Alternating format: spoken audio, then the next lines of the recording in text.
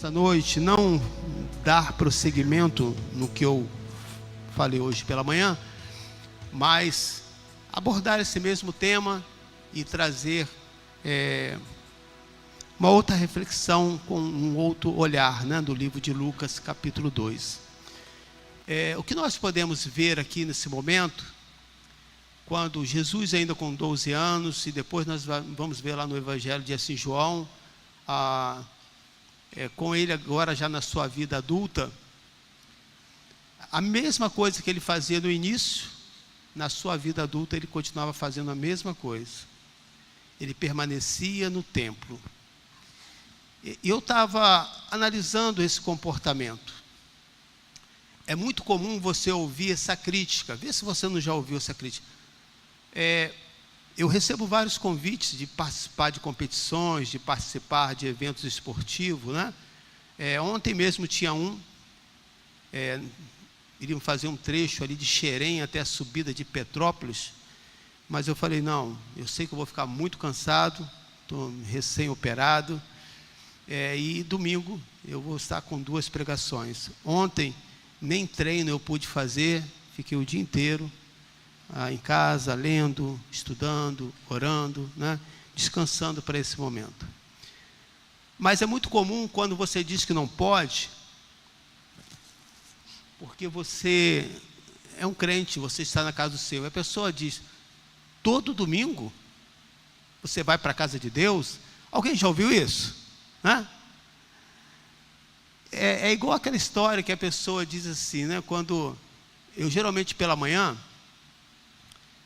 eu já criei um hábito sempre de comer 2 ovos. É sempre a mesma coisa. E aí quando você vai conversar com uma pessoa que tem dificuldade e que não consegue entender que tem que mudar os seus hábitos, né? E eu precisei mudar por questão de saúde mesmo, a pessoa diz, você não enjoa de todo dia de manhã comer ovo? E aí eu pergunto, o que você come pela manhã? Pão, manteiga, mais o quê? Café, leite. E na terça-feira? E na quarta? E aí, você não enjoa? Então é questão de hábito, né? E aí quando você é confrontado pela pessoa do mundo, eu falo isso. O que você faz aos domingos? Eu pedalo, eu vou à praia. E aí? No outro domingo eu também faço. Você não enjoa? Então é questão de prioridade, irmãos. Quando você tem o seu coração na obra, aos domingos que às vezes você está de folga ou está viajando, eu já me deparei com a situação assim, eu passei um período de férias, uma semana, estava em São José dos Campos. E eu disse para mim mesmo, né? Eu não quero, essa semana não vou à igreja, vou descansar. E eu estava lá no hotel, estava um domingo chuvoso. Aí daqui a pouco do hotel, eu avistei uma igreja. Eu falei, não, eu estou de férias. Eu vou aqui curtir com a minha esposa, tal, aquela coisa toda. E aquela chuvinha. E aí daqui a pouco eu comecei a ouvir o louvor. Eu falei, não tem jeito. E aí eu fui uma igreja batista, uma excelente palavra, foi assim maravilhosa, porque é natural, né? Quando você, o seu coração está na obra, você quer estar na casa do Senhor. Não existe lugar melhor. Nós sabemos que às vezes você está cansado, às vezes está com problema de saúde, né? Nós não estamos dizendo que você tem que vir a todo momento, mas é natural que você queira estar na casa do Senhor. Então, da mesma forma, né, como nós chamamos filho do homem, que significa nascido do homem, filho de Deus significa nascido de Deus. Ou seja, apesar de termos essa natureza humana, você, através de Jesus Cristo, você agora passa a ser uma nova criatura. E essa nova criatura, ela é muito interessante, porque de fato você passa a ter fome e sede da palavra de Deus. E neste período de conversão, há um conflito, e que não vai deixar de existir. Constantemente a sua velha natureza vai te arrastar para de onde você veio.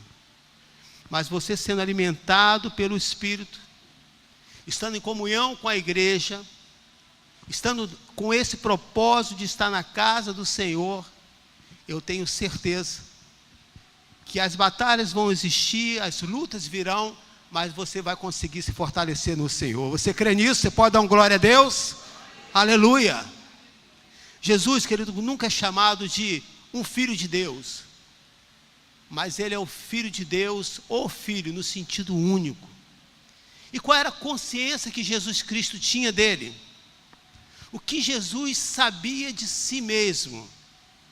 Qual a consciência que você tem de você? Como que você olha e com as suas dificuldades, você ainda tem dúvida que você aceitou Jesus? Você tem dúvida que se você vai ser salvo ou não? Eu não tenho dúvida da minha salvação. Eu não tenho dúvida de que em meio às lutas, Deus está comigo. E que em meio às bênçãos, o Senhor também está comigo. Eu não tenho dúvida que por onde quer que eu esteja, a bênção do Senhor vai me acompanhar, segundo aquilo que eu estiver praticando, e ouvindo, e obedecendo a sua palavra. Então Jesus tinha essa consciência, mas como que ele adquiriu isso? É importante a gente entendermos isso. No livro de Lucas, capítulo 2, Lucas é o único escritor que relata esse incidente da infância de Jesus, ou seja, onde ele se separa um pouco dos seus familiares e se dá conta pela primeira vez, está no templo orando. Versículo 41 diz: todos os anos seus pais iam a Jerusalém para a festa da Páscoa. Quando ele completou 12 anos de idade, eles subiram à festa conforme o costume. Terminado a festa, voltando seus pais para casa, o menino Jesus ficou em Jerusalém, sem que eles percebessem. Pensando que ele estava entre os companheiros de viagem, caminharam um dia todo. Então começaram a procurá-lo entre os seus parentes e conhecidos. Não o encontrando, voltaram a Jerusalém para procurá-lo. Depois de 3 dias, o encontraram no templo, sentado entre os mestres, ouvindo-os e fazendo-lhes perguntas. Todos que ouviam ficavam maravilhados com o seu entendimento e com as suas respostas. Quando seus pais o viram, ficaram perplexos. Sua mãe lhe disse: filho, por que você nos fez isso? Seu pai e eu estávamos aflitos à sua procura. Jesus respondeu: por que vocês estavam me procurando? Não sabia que eu devia estar na casa de meu pai? Mas eles não compreenderam o que lhes diziam. Então foi com eles para Nazaré, e era-lhes obediente. Sua mãe, porém, guardava todas essas coisas em seu coração. Jesus ia crescendo em sabedoria, estatura, graça diante de Deus e dos homens. Vamos orar? Pai, que a tua graça, que a tua presença, que a tua bondade, que a revelação do teu Espírito esteja conosco, e que mais uma vez nessa noite possamos encontrar corações abertos para ouvir a palavra. Senhor, que o teu Espírito tenha liberdade, e que a experiência dessa família possa nos incentivar sempre a estar na casa do Senhor, a ensinar os nossos filhos e principalmente ter essa consciência de quem nós somos, filhos de Deus. Que a tua graça e a tua presença esteja conosco e que todos digam amém. Diz aqui Jesus, com a sua idade de 12 anos, estava cônscio de todas as suas coisas, né? Daquilo que ele era. A primeira, de ter relacionamento especial com Deus, a quem descreve como Pai, está no versículo 49. Por que vocês estão me procurando? Não sabiam que eu devia estar na casa de meu Pai? é nítido entender que quando diz o texto que Maria guardava todas essas coisas, faz menção à experiência que ela teve, né, com o anjo, quando a preparou, e que ela daria luz a um filho, né, e qual seria o nome dele. Mas essa experiência aqui de ele começar aqui, ter o primeiro início aqui, uma introdução do seu ministério, nos faz levar a um outro entendimento que não foi dito pelos seus pais. Você é filho de Deus, né? Mas é que essa revelação, ela acontece à medida que você vai tendo conhecimento da Escritura e da palavra do Senhor. A segunda consciência desse menino é que ele tinha uma missão especial aqui na terra. Então, primeiro ponto, e que serve para nós, né? Precisamos entender e saber isso, o nosso relacionamento especial com Deus. Essa coisa de falar, que a Bíblia chama de orar, essa coisa de passar as suas necessidades, isso é tão bobo, isso é até vergonhoso falar isso. O que é vergonhoso? Se é essa pessoa ao qual você está falando que é Deus, que já conhece o seu coração, e que sabe as palavras antes mesmo que você vai falar, não tem nada a esconder dele. É como ir ao médico e ter vergonha de que ele te faça alguns exames. É algo natural. Então, primeiro ponto, nós precisamos ter essa consciência. Quem nós somos? Filhos de Deus. Precisamos ter relacionamento especial com Ele. A vida de um cristão não se baseia em vir à igreja e o término de dizer, mais um dia, mais um domingo, que eu dei o dízimo, que eu dei uma oferta. Isso é bom, excelente, mas nós precisamos mais. Veja o meu exemplo. Eu contei aqui um testemunho de que algo que eu tinha esquecido já há 4 anos. Mas Deus não esquece dos seus filhos, aleluia, e Ele agiu em meu favor. Quando alguém falar de alguma coisa e que Deus não realiza milagres, que existem causas perdidas, talvez para quem não teve experiência, não teve esse momento especial com Deus, vai ficar em dúvida. Não está fácil, mas eu posso dizer, olha, eu tenho um testemunho para contar. Há 4 anos aconteceu uma situação dessa, tal, né? Eu não havia mais pedido ao Senhor, mas continuei firme na casa do Senhor, e no momento oportuno, Deus realizou um grande milagre. Ter esse relacionamento especial, querido, é que mantém a chama do seu coração acesa. Por que muitos desistem? Por que muitos caminharam, começaram conosco e abandonaram a fé? Por falta de comunhão, por falta de experiência. Entrou numa rotina e aos poucos o temor e as coisas foram sendo esquecidas ao ponto de esfriar na sua fé. O segundo ponto dessa consciência de entender que você é filho de Deus, ter uma missão especial aqui na terra. Que missão é essa? A missão de abrir uma igreja, de ser um pregador, de ser um diácono, de ser um professor? Não. A missão de você falar do amor de Deus. Há tempos atrás, a igreja precisava de ter cruzadas missionárias para que pudesse evangelizar. Hoje, a estratégia do Senhor é outra. Deus quer usar cada um de vocês para contar o amor de Deus. Existe alguém aqui entre nós, nessa manhã, que o seu filho ou a sua filha que te evangelizou, que trouxe para a igreja? Tem alguém aqui? Ok, o Jorge, né? Tem ali, amém. Olha só que coisa maravilhosa, mais um ali. Uma criança. O que essa criança sabe de escritura? O que essa criança entende de que é uma estratégia missionária? Mas recebeu a palavra, acreditou e falou sem expectativa de que Deus vai agir. Mas nesta simplicidade, Deus começou a agir. Há muitos que você ama e que você quer que esteja aqui. Talvez essa pessoa vai ter dificuldade se eu fizer esse convite, mas você sendo amigo é diferente. Talvez até você sendo amigo, essa pessoa vai encontrar dificuldades, mas você vai poder orar por essa pessoa, e não importa se esteja na mesma igreja ao qual você congrega ou em outra, você vai poder se alegrar.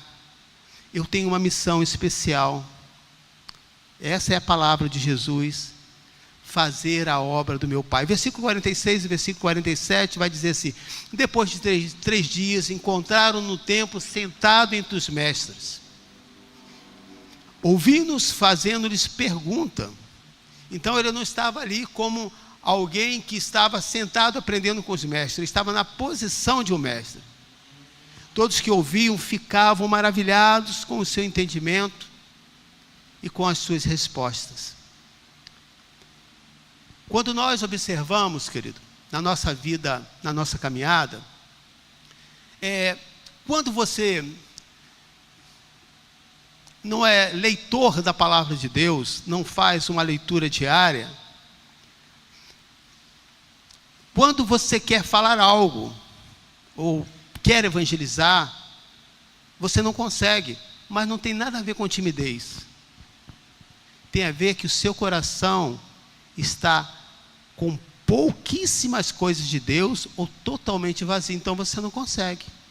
Aí você cita Sócrates, você cita Platão, esses filósofos aí, são palavras bonitas, mas só a única palavra que pode mudar e transformar a vida de uma pessoa, que se chama Jesus Cristo.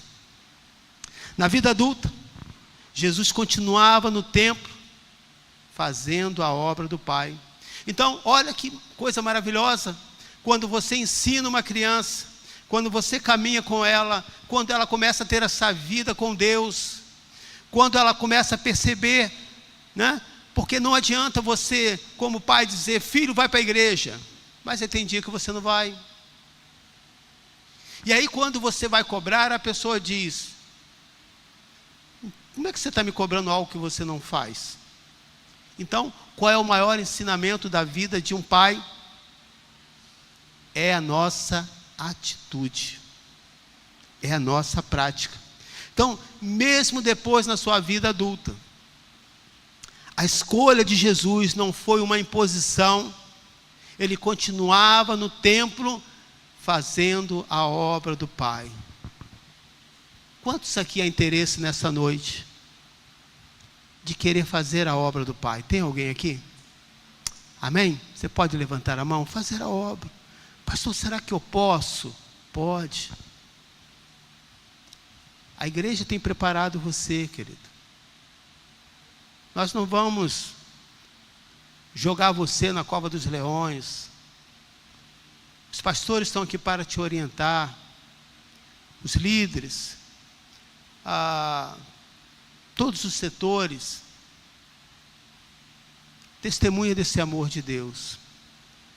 Ultimamente eu tenho usado uma estratégia, eu não sou tão voltado para essa questão de música, né? Mas as minhas caminhadas agora, quando eu passo, eu vou louvando baixinho, para que aquele que está ali, quando eu passo por eles, possa ouvir o perfeito louvor ao Senhor Jesus. Não sei qual a estratégia que Deus vai te dar, mas eu fico imaginando e penso sobre isso. Senhor, às vezes pode ser esse louvor que eu vou cantando pelas ruas, que pode encontrar uma pessoa desviada, e que essa pessoa, ao ouvir aquele louvor, lembre de onde ele saiu e possa voltar ao primeiro amor. Evangelho de João, capítulo 10, versículo 23, vai dizer assim: Jesus estava no templo caminhando pelo pórtico de Salomão. Os judeus reuniram-se ao redor dele e perguntaram: até quando deixará em suspense? Se você é o Cristo, diga-nos abertamente. Jesus respondeu: eu já lhe disse abertamente, mas a questão não é falar que eu sou, é que vocês não creem. As obras que eu realizo em nome do Pai, de meu Pai, falam por mim. Então você aqui precisamos entender aqui algumas coisas importantes sobre o que vai dizer no livro de Lucas, capítulo 2. Vocês não creem. Não basta você ler a palavra e uma boa mensagem, aquela palavra tocar você. Mas se você não sair daqui crendo, só vendo os obstáculos e as barreiras, de fato, essa palavra não vai ter eficácia na sua vida. Ainda que tenha sido dita por Jesus. Veja, o próprio Jesus está dizendo. Mas a questão não é quem está transmitindo a mensagem, é quem está recebendo. Cada palavra que é ministrada, ela traz efeito aos nossos corações. A obra que eu realizo em nome do meu Pai fala por mim. Você não precisa dizer que você é crente. Eu nunca digo quando estou no grupo de pessoas não cristãos, e nem que eu sou pastor, porque eu sei que eu vou ser excluído. Mas eu tenho certeza que quando eu estou ali, as minhas atitudes não são mundanas. Não são mundanas, mas são atitudes cristãs. E eu confronto o pecado sem falar que eu sou crente. Essa semana, conversando com uma pessoa, e eu gosto de andar no meio do povo para que eu possa ter testemunho real para contar para você. Uma pessoa disse: vamos fazer exercício hoje, vamos fazer um trecho lá. Falou: olha, ainda não posso. E essa pessoa, de alguma maneira, ele simpatizou comigo, gosta de conversar, sei que ele não é cristão, de uma outra situação bem complicada. Ele falou: olha, eu estou com a minha irmã doente, e eu já falei, vem aqui para a minha casa. E eu falei: rapaz, você já conversou com a sua esposa? E essa pessoa precisa conversar? Se ela não quiser que a minha irmã venha, que ela saia, que vá embora. Eu falei: gente, que homem de coragem, se eu falar isso, eu estou morto na minha casa. Eu falei: rapaz, você tem noção do que você está falando? Quantos anos você está de casado? Aí ele começou a contar. Aí a palavra final é assim: esposa não é família. Veja a consciência de uma pessoa que não é cristã. Você é cristão, querido. A sua esposa e o seu esposo é a sua família, sim. Foi ela ou ele que Deus colocou ao seu lado, para que você possa zelar, para que você possa honrar. Mas há pessoas que não creem. Há pessoas, mesmo sendo cristãos, dá o seu testemunho igual ao testemunho de um ímpio. Eu não precisei dizer o que eu era, qual era a minha função na igreja, mas as obras que eu estava ali falando para ele, eram as mesmas obras do meu Pai que está nos céus. A família, ela tem prioridade dentro do plano de Deus. Mas vocês não creem porque não são minhas ovelhas. Se você é ovelha do Senhor, você precisa crer na palavra dele. Mas está demorando, pastor, 4 anos. Continua sendo ovelha. Mas 10 anos que essa situação não muda, continua sendo ovelha. Continua crendo na palavra. Existem coisas, querido, que nós pedimos a Deus e que de fato não vai acontecer. Mas não é porque Deus não ouve, não. Você já observou quantas coisas que você queria e com o passar do tempo você mudou? E aí depois você fala: gente, como? Ou então comprou algo e disse: para que eu tenho isso? Mudou de ideia. Porque nós não sabemos de fato o que é melhor para nós. Mas Deus, sabe o que é melhor para a sua vida. Então aqui nós podemos trazer mais uma aplicação. Quando algo estiver demorando, não fique insistindo com Deus. Senhor, hoje eu coloquei nas tuas mãos. E aí a oração de Jesus é maravilhosa, quando diz: não seja como eu quero, mas seja feita a tua vontade. Ele sempre foi filho de Deus, e com certeza estudava as Escrituras, relacionado com o Messias de Deus. Ele percebeu em seu íntimo que, ao ler aquelas Escrituras, ele não era apenas filho de Maria, não era outro senão o Cristo. Em vista do Filho de Deus ter vivido uma vida perfeitamente natural e humana, é razoável perceber, ter essa percepção de sua divindade, houvesse surgido dessa maneira. Não foi revelação da sua mãe e nem do seu pai, mas quem revelou para ele foi o próprio Deus. Visto aqui que no versículo 50, os pais deles não tinham como trazer esse entendimento ao seu coração, mas eles não compreenderam o que eles diziam, quando Jesus estava falando que ele estava fazendo a obra do seu pai. Aqui nós podemos ter uma grande aplicação para a nossa vida, querido. Você só vai conseguir entender a sua natureza tão pecaminosa, a sua fragilidade com as coisas que acontecem ao seu redor, quando você começa a ler a palavra. E esse tem sido o meu ensinamento. Essa tem sido a base da minha vida, a leitura da palavra de Deus.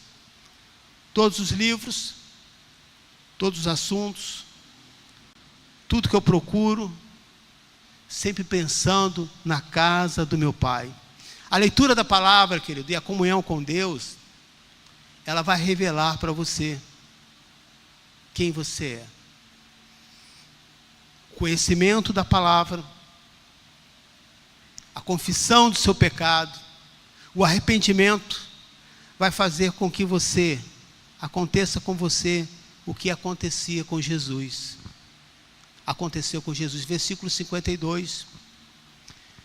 Jesus ia crescendo em sabedoria, Jesus ia crescendo em estatura. Ele agora já está revelando que ele não seria somente mais uma criança com 12 anos. Jesus vai crescendo em graça diante de Deus apenas e dos homens. Você quer crescer em sabedoria? É diferente de ter conhecimento. Uma pessoa sábia, ele não é uma pessoa muito falante. Ele não diz eu acho, sabe o que eu penso? Uma pessoa sábia, ele consegue entender o momento certo, porque enquanto aquela pessoa está falando, para ele entrar naquele assunto, ele é uma pessoa de oração, ele é temente a Deus. Algumas situações na minha vida, querido, eu encontrei em que eu ia pedir conselho, e eu saía de lá sem nenhuma orientação, e às vezes eu ficava muito indignado com isso. Como pode? Mas com o passar do tempo eu fui entender que aquela pessoa que me orientava, ele não queria trazer uma palavra, o que eu acho, o que eu penso. Ele sempre falava, ouvia as minhas questões, me corrigia em algumas outras, mas o que fazer? Era sempre essa palavra: vamos orar, Emilson. Mas eu preciso disso para amanhã. Vamos orar. Mas se amanhã não tiver essa resposta, vamos orar. Uma pessoa sábia, ele tem equilíbrio nas suas emoções. Ele entende que, e eu percebo isso muito nítido na minha vida, na minha caminhada, como comecei, como eu fui mudando ao longo dos anos. Mais centrado, não mais desesperado em tomar as decisões ou indignado com as coisas ruins que acontecem dentro de qualquer igreja. Não são poucos os momentos, querido, que por sua causa, pela causa do Senhor, eu sou convocado pelas madrugadas a orar pela igreja dele. Quando nós nos aproximamos, querido, Deus concede você sabedoria, crescimento na sua vida, graça. No Rio Jordão, Jesus ouviu a voz do Pai, está lá em Mateus. Então, uma voz dos céus disse: este é o meu filho amado, em que me agrado. Veja, agora ele já está na fase adulta. E deixa um registro, não só mais da experiência da sua leitura, ao qual ele pôde reconhecer de quem ele era filho. Mas agora também ele já passa a ter uma outra experiência. E é importante esses registros bíblicos, porque cada passo a passo de Jesus, querido, é o passo a passo que nós precisamos fazer. Não basta apenas ser um leitor da palavra do Senhor, se você não pratica aquilo que Ele fala para você. Um dos momentos mais difíceis de um aconselhamento é que a gente não pode dizer o que aquela pessoa tem que fazer. A gente não pode impor, mas a gente orienta segundo a palavra. E são vários os casos em que as pessoas ouvem, mas na prática faz tudo diferente. Duas pessoas, quando as coisas acontecem errado para aquela pessoa que foi buscar orientação, Deus não ouviu a minha oração e eu falei com o pastor, tipo assim, é como se o pastor tivesse aconselhado a tomar aquela decisão. Quando você ouve a voz de Deus, seja na pregação, seja de maneira íntima, seja em alguma coisa secular que Deus usa também para falar com você, obedeça a voz dele. E o que Jesus ouviu: este é o meu filho amado. Esse é o prazer de Deus, querido, de olhar para você na prática da sua vida, do seu dia a dia, de que negou o pecado, que fugiu dos assédios, que fechou a internet naquela hora que você queria clicar e ver aquilo, né, que você sabe que não é lícito. Essa voz continua falando: esta é minha filha amada.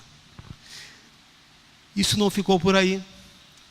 Na sua fase também adulta, ele estando no deserto, ele resistiu com êxito à tentativa de Satanás de fazê-lo duvidar de sua filiação. Será que Deus vai me perdoar, pastor? Será que tem jeito para a minha vida? É assim que o mundo faz, querido. O mundo pega você como um rascunho e joga todos os lixos, toda a sujeira, e depois joga você de lado. Mas o Senhor não te faz assim. Quando você confessa e você pede perdão, além de você ter experiência de ouvir a voz do Senhor, você vai poder ter essa consciência: o Senhor me perdoa, eu não pertenço a esse mundo, eu sou filho de Deus. Eu quero que você receba essa palavra nessa noite. Assim como Jesus crescia em graça, em estatura e em sabedoria, o meu desejo é que você cresça, querido. E que quer você passe pelos desertos, quer você passe por qualquer momento de êxodo na sua vida, ou de êxtase, você não esqueça de quem você é.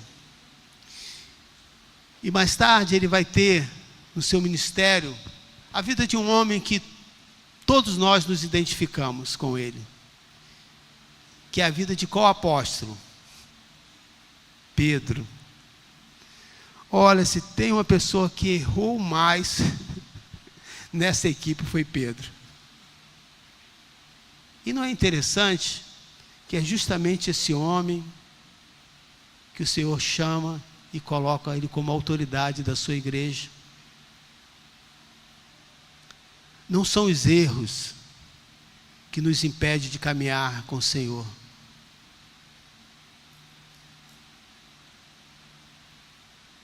Mas a falta de confissão e o arrependimento, isso nos impede.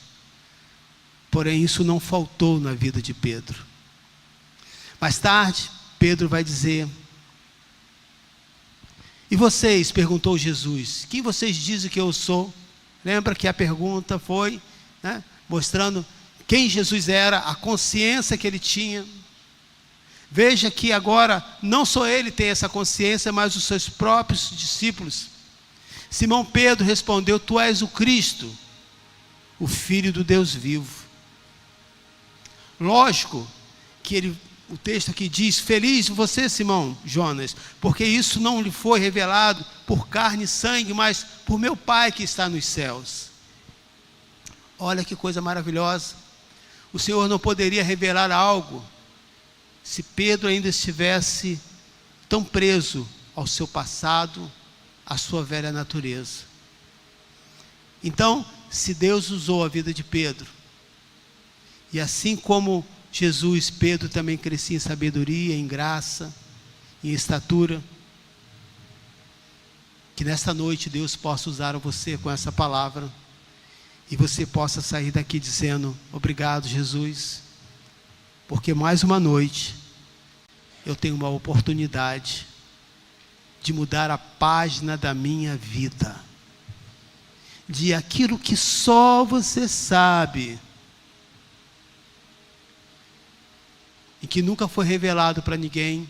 Mas deixa eu te dizer algo: não tem um pecado, querido, que esteja oculto, que não venha a ser revelado. É melhor confessar do que esse pecado venha à tona. Eu quero que você fique de pé nesta noite. E a nossa natureza como cristãos não é diferente da natureza daqueles que não são cristãos. Mas nós temos algo que o mundo não tem. Nós temos Jesus Cristo. Nós temos o Filho de Deus, que provou para nós que podemos passar por todas essas situações e continuar ainda sendo Filho de Deus, fortalecido, renovado. Eu gostaria que você fechasse seus olhos. Eu quero fazer essa oração pela sua vida. Aleluia. Você pode dizer aí uma palavra de amor para o Senhor. Senhor, eu te amo. Senhor, eu preciso de você.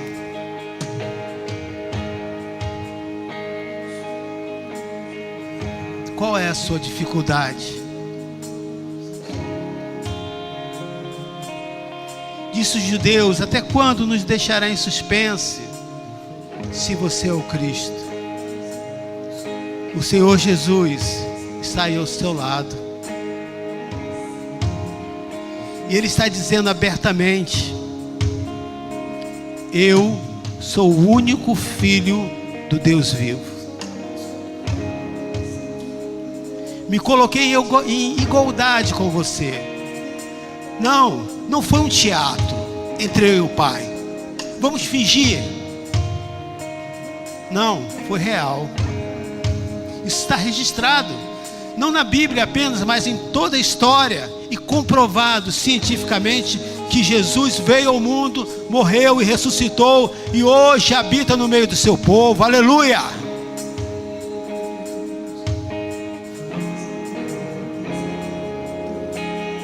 Não existe desculpa. Ah, eu sou assim por causa do meu pai. Eu sou assim por causa da sua mãe. Pode ser. Mas se a partir do momento que é revelada a palavra, Deus começa a escrever uma nova história na sua vida. Eu venho de um histórico familiar em que todos eram alcoólatras. Eu não me tornei um alcoólatra, porque eu tive um intercessor por mim. E quando eu tomei a decisão por Cristo, não só mudei a história da minha geração, irmãos, mas até aqueles que bebiam se converteram e aceitaram o Senhor. Aleluia! É esse Deus que se apresenta no templo. É esse Deus que está entre nós. É esse Deus que quer fazer diferença na sua vida. Mas você precisa crer. Você precisa abandonar tudo aquilo que ainda te prende. E eu quero fazer essa oração pela sua vida. Se você quiser, você pode vir aqui à frente. Se você quiser, você pode colocar a mão no seu coração. Eu quero fazer essa oração por você. Não foi poucas vezes, querido, que eu vim à frente. Não foram poucas as vezes que eu coloquei a mão no meu coração. Mas cada atitude valeu a pena. Senhor, eu peço por cada um dos nossos irmãos, não deixe se enganar. Você é filho, é filha de Deus. As tentações virão? Virão. Se o próprio Filho de Deus foi tentado, será que somos melhor do que Ele? Não. Mas Ele venceu. Ah, é possível você vencer também com Cristo Jesus. É possível você olhar para a sua casa e ter na sua casa um lugar de paz. É possível você olhar para o seu lar e dizer: nesta casa, nenhum espírito de discórdia vai entrar, nenhum espírito de morte, porque eu não vou dar legalidade de ter uma vida dupla, de ter uma vida de coisas imundas. Mas vou dizer como Josué: eu e a minha esposa, eu e meus pais, eu e a minha tia, eu e a minha avó, com quem é que você vive, eu talvez que more sozinho, eu e a minha família serviremos ao Senhor. Aleluia! O único Espírito que vai habitar aqui será o Espírito Santo de Deus. O único Espírito que vai habitar na sua mente será o Espírito Santo de Deus. É possível que nesse momento você esteja sendo atormentado por espírito de morte. Termina com isso. Sua vida não tem jeito. De fato, sem Cristo sua vida não tem jeito. Mas tem uma oportunidade para Jesus. Deixa Ele escrever a sua história. Deixa Ele tomar uma nova decisão na sua vida. Para de ser apenas alguém que vai ao templo. Jesus não ia apenas ao templo, Ele ensinava. E a palavra dele viva continuou fazendo coisas maravilhosas e continua fazendo coisas maravilhosas até o dia de hoje. Não será mais uma pregação na sua vida, meu irmão. Começa a glorificar a Deus. Começa a dizer: Senhor, eu quero viver essa experiência. Se esse Deus do pastor Emilson é real, eu quero viver. Eu te desafio você a fazer essa oração. Você vai ver que esse Deus vai trazer cura para a sua alma.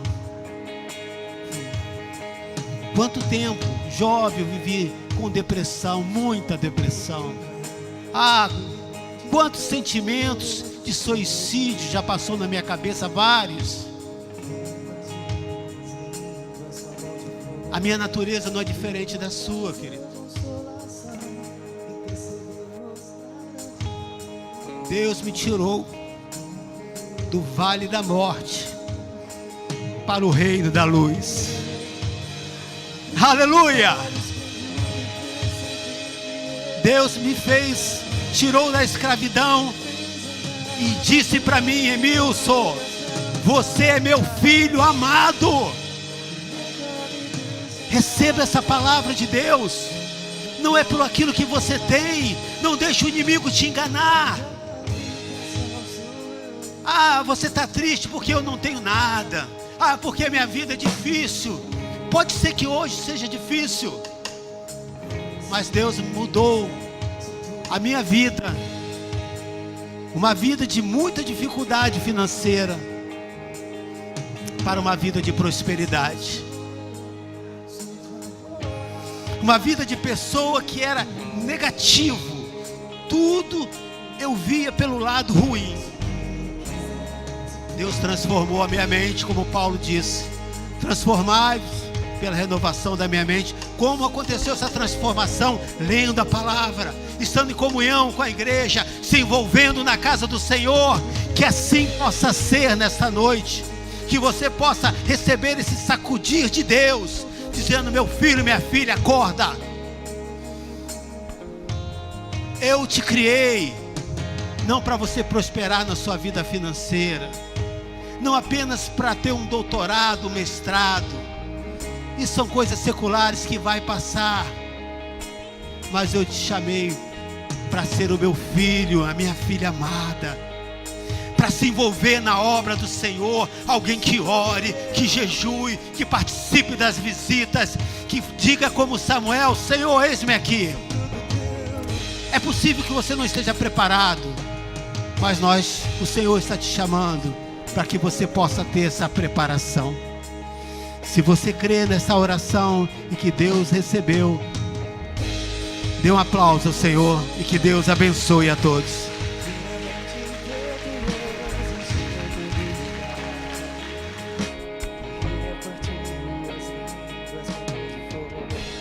Veio pra trazer consolação, interceder, mostrar a direção, o trono do Pai. Quem é Ele? Que abriu meus olhos quando percebi que Ele se fechava, fez andar novamente quando minhas pernas paralisaram. E nunca me deixará.